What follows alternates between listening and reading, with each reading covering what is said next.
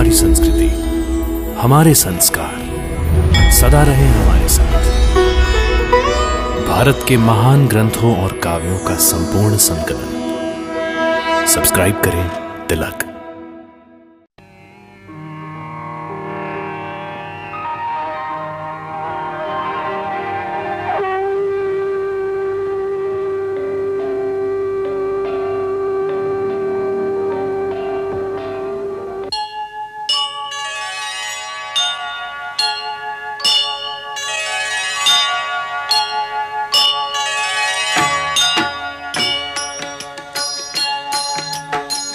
सीताराम चरित अति पावन, मधुर सरस अरु अति मन भावन।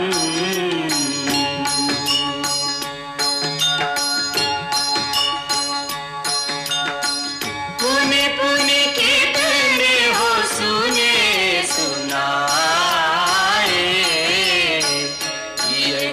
प्यास बुझत न बुझाए।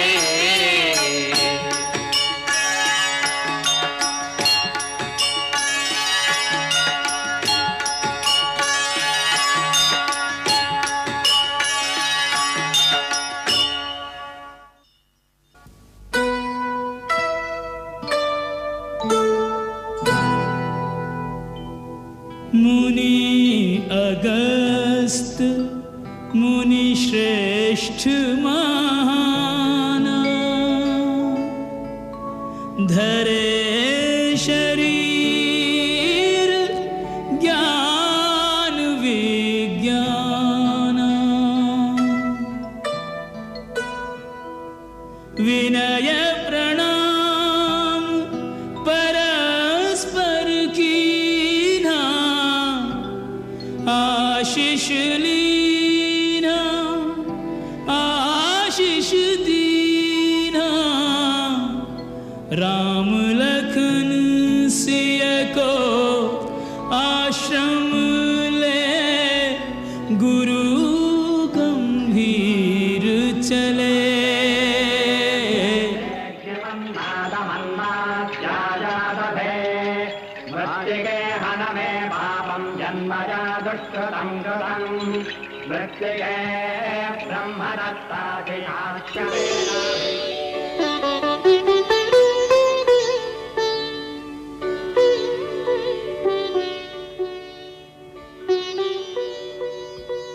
आज आर्यावर्त का सूर्य अगस्त्य आश्रम में उदय हुआ।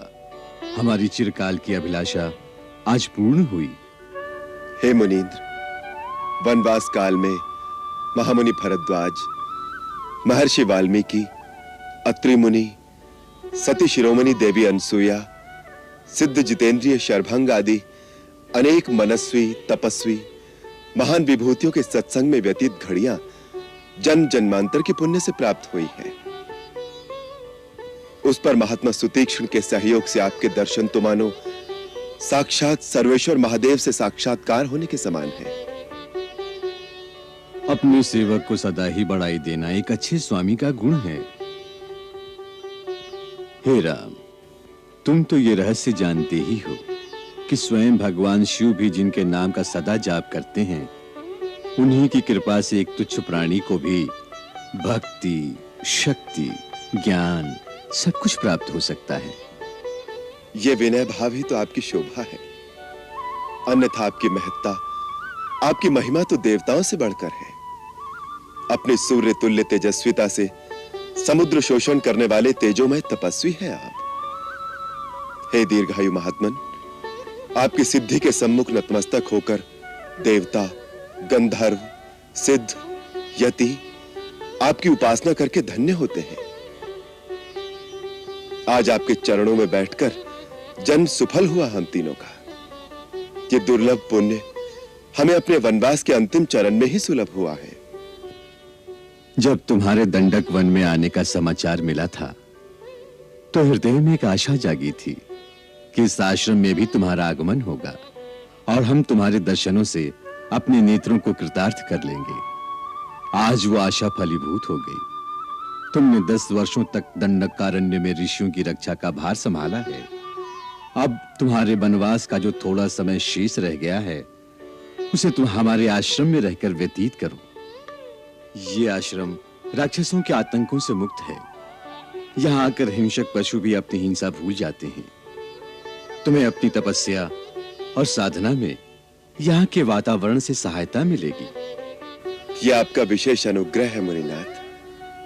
आपके श्री चरणों की छाया में रहकर आध्यात्मिक लाभ प्राप्त करूं और शांति पाऊं, इससे अधिक सौभाग्य और क्या हो सकता है। परंतु आप तो मेरा उद्देश्य जानते ही हैं। मैं दंडक वन को राक्षसों और आसुरी शक्तियों के अत्याचारों से मुक्त करने की प्रतिज्ञा ले चुका हूं। इसलिए मैं अपने आप को इस परम सुख से वंचित करने पर विवश हूं। तुम ठीक कह रहे हो राम। मैं देख रहा हूं कि तुम्हारा कार्य और देवताओं का उद्देश्य अभी पूरा नहीं हुआ, और ये उचित भी है। इस दंडक वन पर तुम्हारे ही एक पूर्वज महाराज दंडक राज करते थे। नरभक्षी राक्षसों ने उस हरे भरे देश को उजाड़ दिया है। अतः हम तुम्हें कर्तव्य से विमुख नहीं करेंगे। नाथ, मुझे कोई ऐसा स्थान बताने की कृपा करें जहां मैं प्रहरी की भांति राक्षसों के आने का रास्ता रोक सकूं। ऐसा स्थान पंचवटी है। पवित्र गोदावरी के किनारे यह स्थान बड़ा सुरम्य है। तुम वहीं वास करो। उसके आगे जनस्थान में राक्षसों ने अपनी अग्रिम छावनी बना रखी है। तुम वहां से अपने सारे साम्राज्य की सीमा की रक्षा कर सकते हो।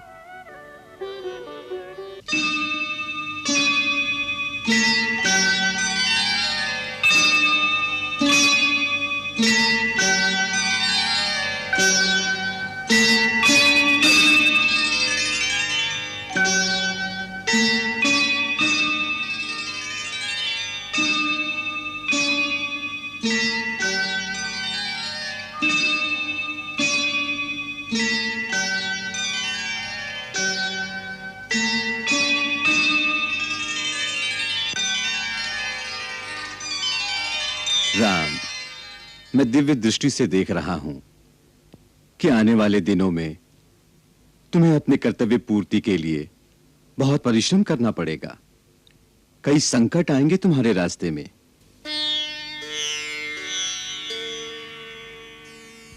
तुम्हें महर्षि विश्वामित्र ने जो दिव्य अस्त्र प्रदान किए थे, उनका मुझे ज्ञान है।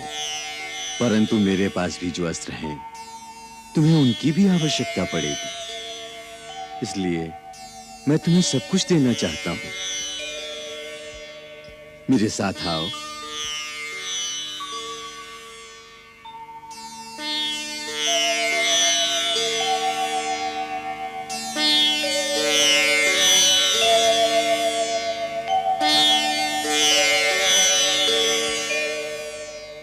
ये महान धनुष शत्रु के किसी भी शस्त्र से नहीं कट सकता।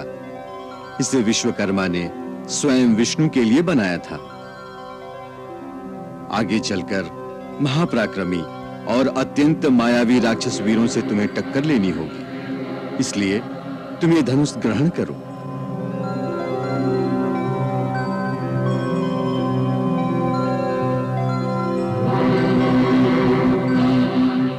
ये 2 दिव्य तुणीर हैं जो मुझे इंद्र से प्राप्त हुए हैं। ये अक्षय हैं। इनमें बाण कभी समाप्त नहीं होते। ये चारों बाण शत्रु का नाश करके विलीन हो जाते हैं और अपने तुणीर में फिर से प्रकट हो जाते हैं। ये तुम दोनों के लिए है। इन्हें ग्रहण करो।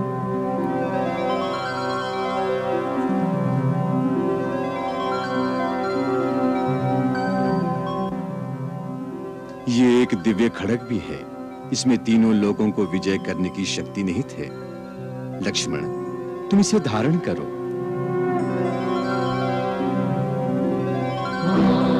राक्षसों का नाश करने में यह तुम्हारी सहायता करेगी।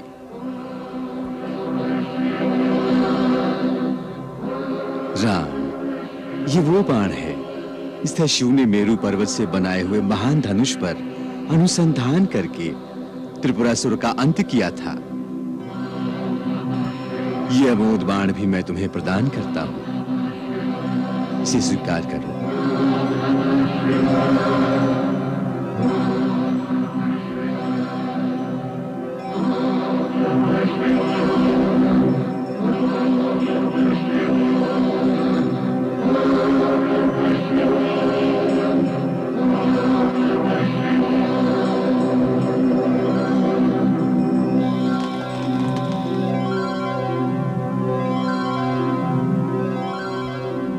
इन दिव्य अस्त्रों की समस्त शक्तियां आज से तुम्हारे अधीन रहकर तुम्हारी आज्ञा का पालन करेंगी।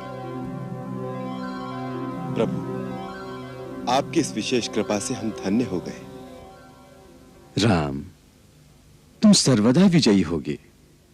तीनों काल और समस्त लोकों में तुम्हारी जय गाथा गाई जाएगी। देवता भी तुम्हारे आगे नतमस्तक होंगे। हे कर्मवीर, मैं भी तुम्हें प्रणाम करता हूं।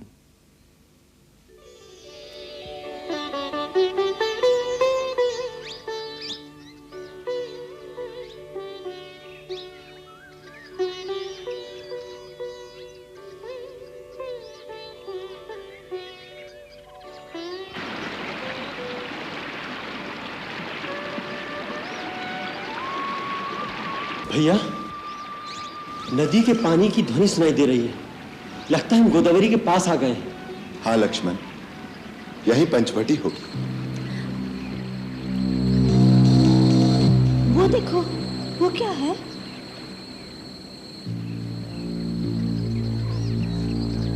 कोई बहुत बड़ा गिद्ध है, जैसे गिद्धों का राजा हो। इतना बड़ा गिद्ध आज तक न देखा है न सुना। मुझे तो लगता है कोई मायावी राक्षस है। भैया, मुझे आज्ञा दीजिए, मैं अपने एक ही बाण से इसे यमलोक पहुंचा देता हूं। धीरज से काम लो लक्ष्मण।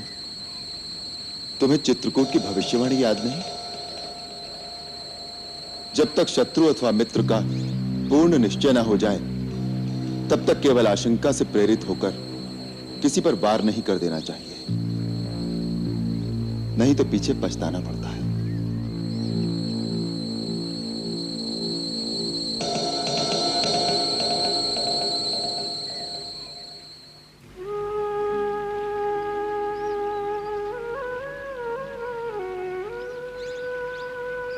हे महापक्षी, मैं आपका परिचय जानने की इच्छा से आपके सम्मुख आया हूं।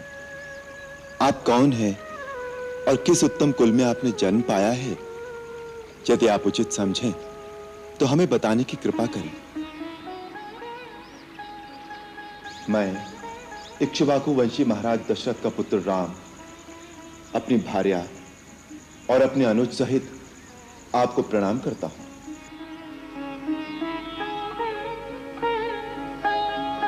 वत्स राम, तुमने मेरे स्वर्गवासी मित्र दशरथ का नाम लेकर मुझे रोमांचित कर दिया है। महापराक्रमी महाराजा दशरथ के साथ मेरी मित्रता देवासुर संग्राम के समय हुई थी, जब उन्होंने सम्रासुर का संहार किया था। उस दिन उन्होंने मुझे गले लगाकर कहा था कि जटायु, तुम मेरे प्राणों जैसे प्यारे हो। तुम उनके पुत्र हो तो जैसे मेरे ही पुत्र हो। रघुनंदन महर्षि कश्यप के दो पुत्र हुए थे, गरुड़ और अरुण। गरुड़ श्री विष्णु जी की सेवा में चला गया और अरुण सूर्यदेव की सेवा में लीन हो गया। मैं उन्हीं अरुण का पुत्र हूं। हम दो भाई हैं। मेरे बड़े भाई संपत्ति गिद्धों के राजा हैं। मेरा नाम जटायु है। तुम लोग पंचवटी में पर्णकुटी बनाकर रहो। मैं उसके आसपास ही एक प्रहरी की भांति तुम्हारी रक्षा करता रहूंगा। पक्षीराज, आज कितना भाग्यशाली दिन है। आपसे मिलकर जैसे मेरे पिता मुझे फिर से मिल गए। अब मैं अपने आप को फिर से सनाथ और सुरक्षित अनुभव करता हूं। लक्ष्मण, यहीं पर अपनी पर्णकुटी बनाओ। हाँ वत्स, उधर नदी के किनारे वो स्थान सबसे उत्तम है।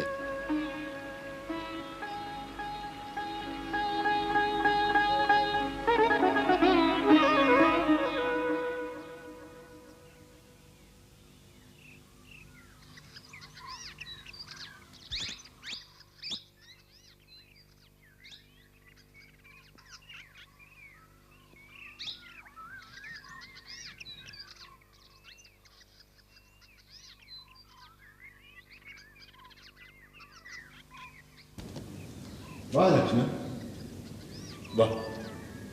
देखा सीते, अपने देवर लक्ष्मण की कार्यकुशलता को। विश्वकर्मा बड़े बड़े भवन निर्माण कर सकते हैं, परंतु राजमहल से बढ़कर पर्णकुटी बात की बात में खड़ी कर देना बस लक्ष्मण का ही काम है। यहां तो विश्वकर्मा को भी हार माननी पड़ेगी। आपका प्रोत्साहन ही मेरी प्रेरणा का स्रोत है भैया। मैं तो केवल आपका दास हूं। तू मेरे लिए क्या है लक्ष्मण, ये कहने को शब्द नहीं है मेरे पास। वनवास में यदि तू मेरे साथ ना होता तो मैं अकेला क्या कर लेता। तेरी सेवा और सहयोग से ऐसा आभास ही नहीं होता जैसे मैं वनवास भोग रहा हूं। तू मेरा भाई ही नहीं, आज्ञाकारी पुत्र के समान सेवा करने वाला और पिता के समान प्रतिपालन करने वाला भी है। भैया, मेरा ये जन्म आपके इन चरणों में समर्पित होने के लिए ही हुआ है। भाभी, एक बार पूरी तरह निरीक्षण करके बता दीजिए, कहीं कोई कमी तो नहीं रह गई। सो तो मैं देख ही रही हूँ, कल्पना से भी अधिक सुंदर है इस पवित्र कुटिया का कोना कोना। तुमने तो मेरा स्वप्न साकार कर दिया देवर जी।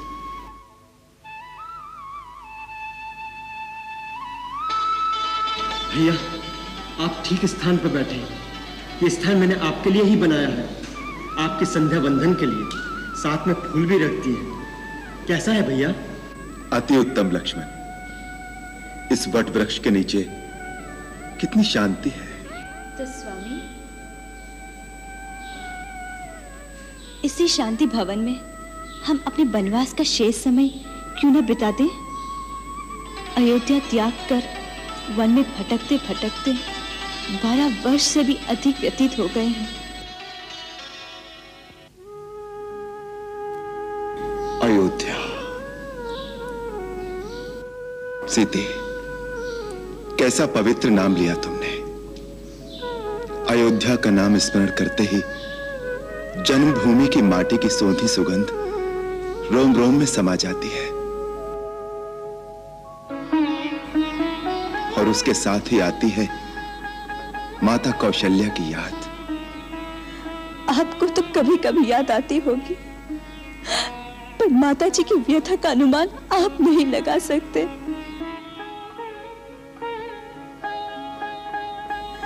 धर्म, धीरज, संयम सब अपने अंदर समेटे हुए बेटे का वनवास पूरा होने का एक एक दिन कितने कितने किस प्रकार वो अपने दिन बिता रही होगी। सीते, जब कभी एकांत में बैठता हूं तो माता कौशल्या की आवाज मेरे कानों में गूंजने लगती है, उसी प्रकार जैसे वो बचपन में बुलाया करती थी। राम, जल्दी आओ पुत्र, भोजन परोस दिया है।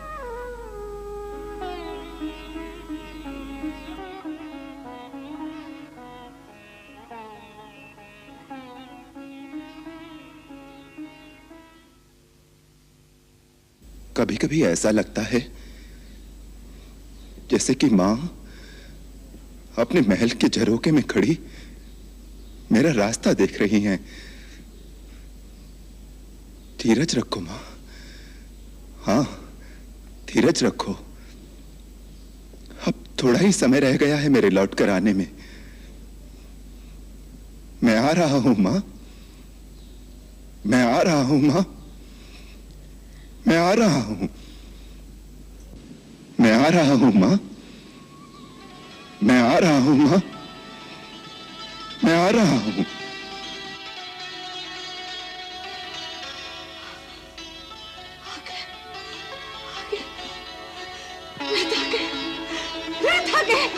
मेरा राम आ गया, मेरा राम आ गया। सुमित्रा, सुमित्रा, मेरा राम आ गया।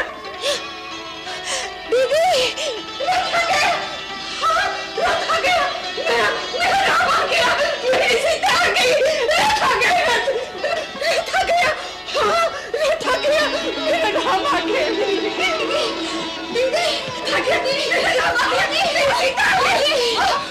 दीदी, क्या कर रही है दीदी, क्या कर रही है? सुमित्रा, सुमित्रा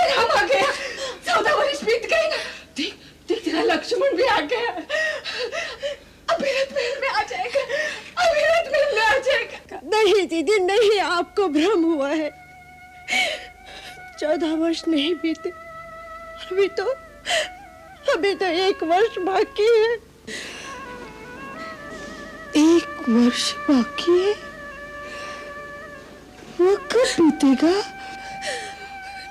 दीदी, जहाँ 13 वर्ष धीरज रखा है, तो आप क्यों धीरज खो रही हैं?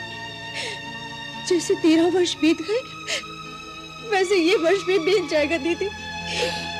नहीं सुमित्रा, 13 वर्ष बिताना सहल था, पर अब 1 वर्ष बिताना असह्य हो गया। अब धीरज नहीं रखा जाता, नहीं रखा जाता।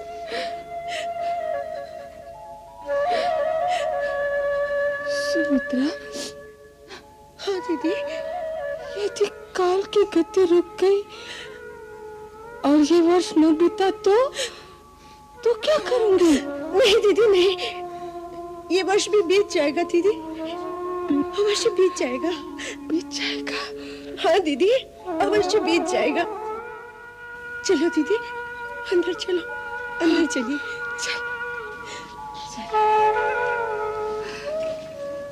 सुमित्रा। जी दीदी। इस समय राम कहाँ होगा? वो भी यहाँ आने की तैयारी कर रहा होगा ना? हाँ दीदी, वो आने के लिए दिन गिन रहे होंगे। वो हमें याद कर रहे होंगे, हम सबको याद कर रहे होंगे।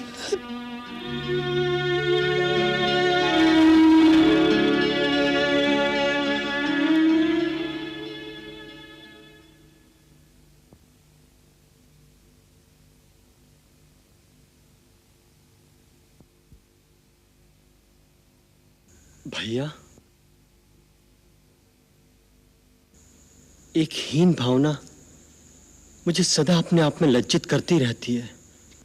ऐसी क्या बात है तात? भैया, आप जैसे निर्विकार शांताकार की शीतल छाया में मेरा प्रतिपल प्रतिक्षण व्यतीत होता है, फिर भी मेरी वृत्ति इतनी उग्र क्यों है? आपसे विपरीत क्यों है मेरी प्रकृति भैया? लक्ष्मण, तुम ऊख के समान हो, ऊपर से कठोर, परंतु अंदर केवल मिठास ही मिठास। बस यही हो तुम। भैया, आपने स्वयं ही मेरे उग्र स्वभाव के लिए कई बार मेरी ताड़ना की है, परंतु आज मुझे बालकों के समान बहला रहे हो। जीवन में अनेक बार मेरे रक्त में क्रोध का उबाल आया है, उन सब का कुछ न कुछ औचित्य मैं सिद्ध कर सकता हूं, परंतु एक क्रोध, एक आवेश के लिए मैं स्वयं को कभी क्षमा नहीं कर सकता। वो क्या? देवता समान भरत भैया पर संदेह, उनके प्रति दुर्भावना, उन पर शस्त्र प्रहार के लिए तैयार हो गया मैं। इस ग्लानि को मैं अपने मन में से कभी नहीं निकाल पाता।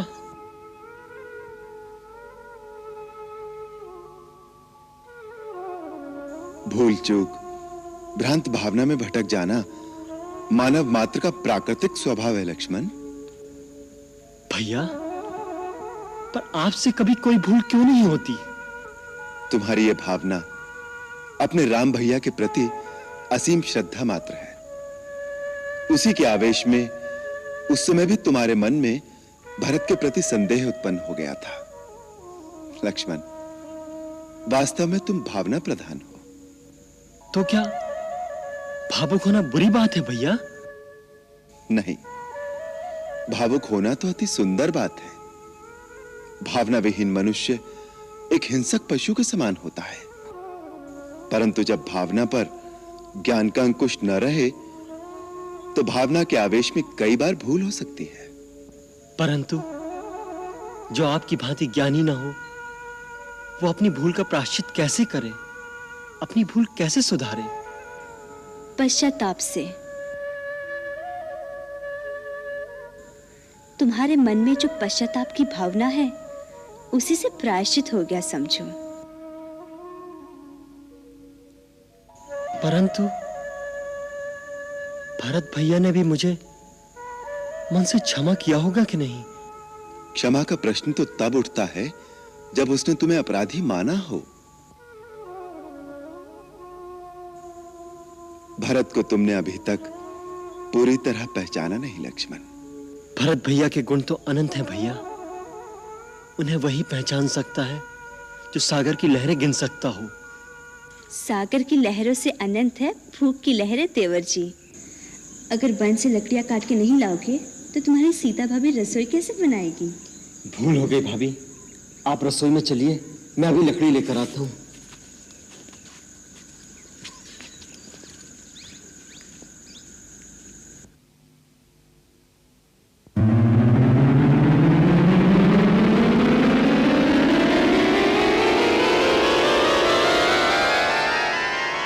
शूर्पणखा व्याकुल भई खो बैठी चित चैन, राम रूप को देख के चकाचौंध भय नैन। कामातुर लोलुप नारी भई अंध गई मत मारी, भई अंध गई मत मारी, कामातुर लोलुप नारी। फैलाने लगी निज माया, इच्छाकृत रूप बनाया, इच्छाकृत रूप बनाया, फैलाने लगी निज माया।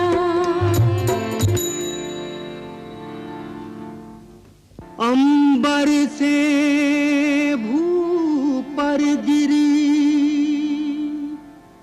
लगा काम का बाण, झुलस उठी कामाग्नि में, बस में रहे न प्राण।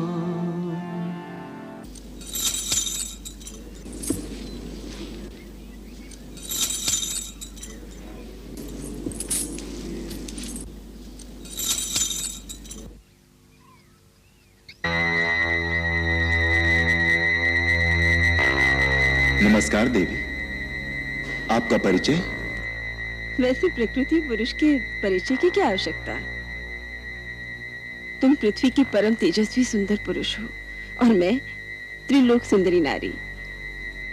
हे त्रिलोक सुंदरी, मैं आपकी क्या सेवा कर सकता हूँ? मैंने तीनों लोक ही छान मारे हैं, परंतु अपने अनुरूप सुंदर, सचीला और वीर पुरुष आज ही देखा है। इस पृथ्वी पर न तुम जैसा कोई पुरुष है और न मुझ जैसी नारी।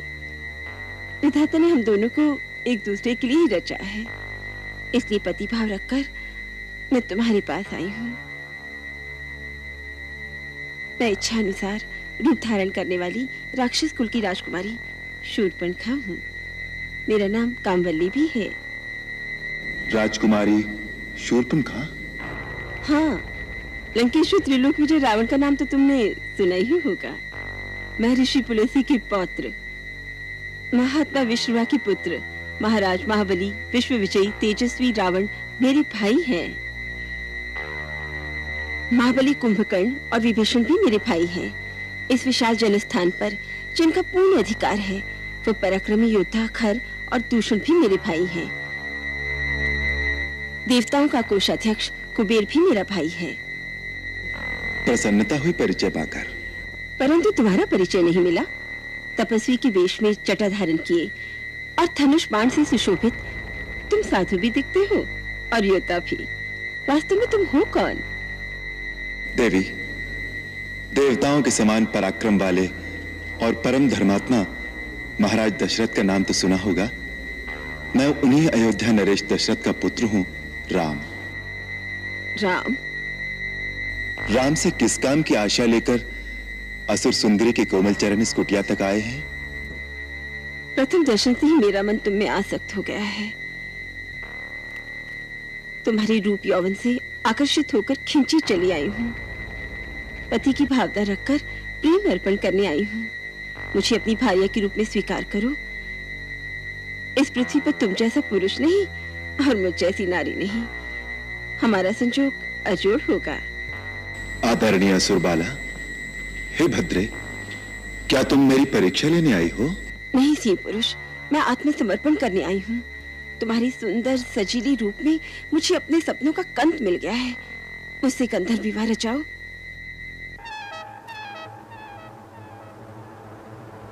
मैं विवाहित हूं। ये मेरी परिणीता धर्मपत्नी सीता है।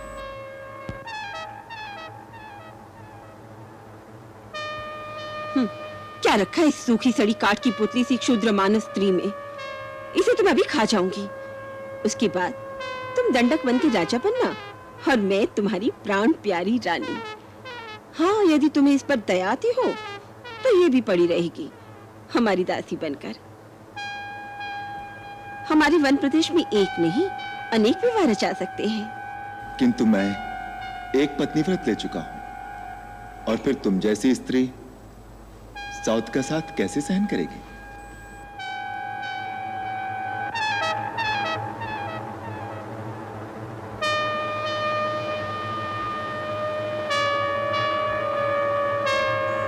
भाभी जी, मैं वन से आपकी रसोई के लिए सूखी सूखी लकड़ियां ले आया हूं।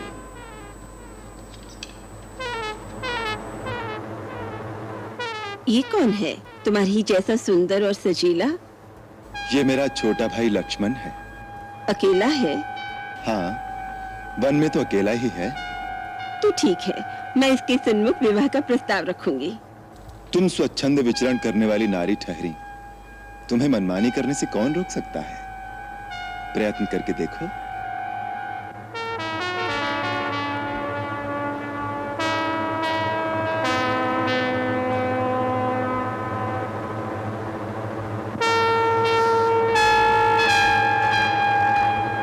क्यों जी लक्ष्मण जी, अकेले हो?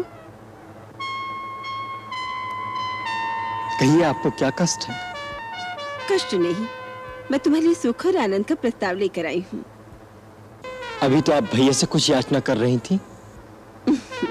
उस भाग्य ने मेरी बात का मोल ही नहीं जाना। कहता है मेरी स्त्री साथ है। छोड़ो उसे, मैं हर तरह तुम्हारे योग्य हूँ, तुम मेरे योग्य हो। मेरा परिणय प्रस्ताव स्वीकार करो। भद्रे, स्वामी को छोड़कर सेवक के पास क्यों चली आई? क्या तुम्हारी दृष्टि में स्वामी और सेवक में कोई अंतर नहीं? हे गजगामिनी, कहां तो तुम स्वामिनी बनने के सपने देख रही थी। मैं तो अपने बड़े भैया श्री रामचंद्र जी का दास हूं।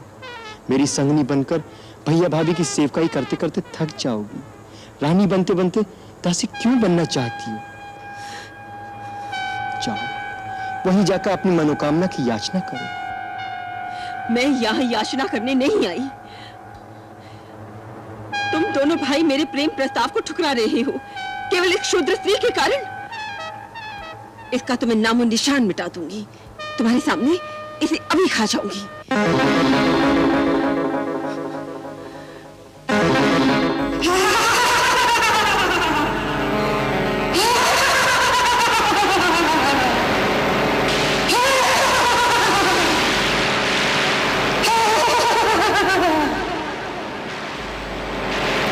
लक्ष्मण, अपनी इस कोमल ककड़ी को चबाकर खा जाऊंगी।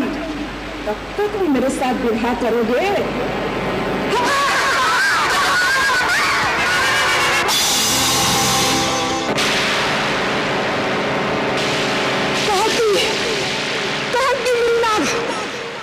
यदि दंडकारिणी में तुम दोनों की चिता ना जला दी तो मेरा नाम सुपनखा नहीं, मैं रावण की बहन नहीं, खरदूषण मेरे भाई नहीं।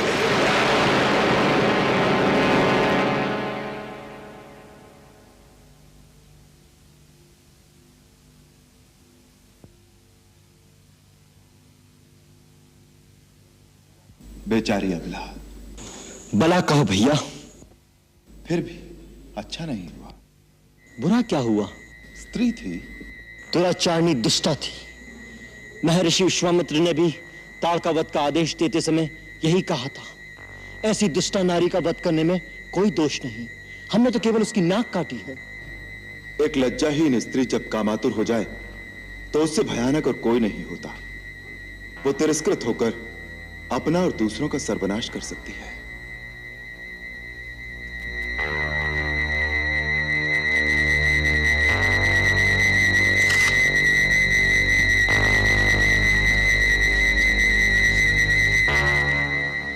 शूर्पणखा इसका बदला लेने अवश्य आएगी। हमें सचेत रहना चाहिए। हाँ भैया।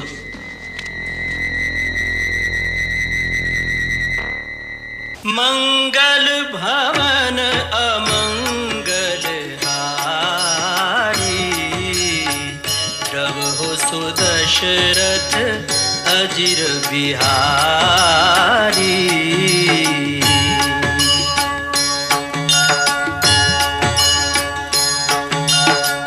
सीताराम चरित अति पावन, मधुर सरस अरु अति मन भावन।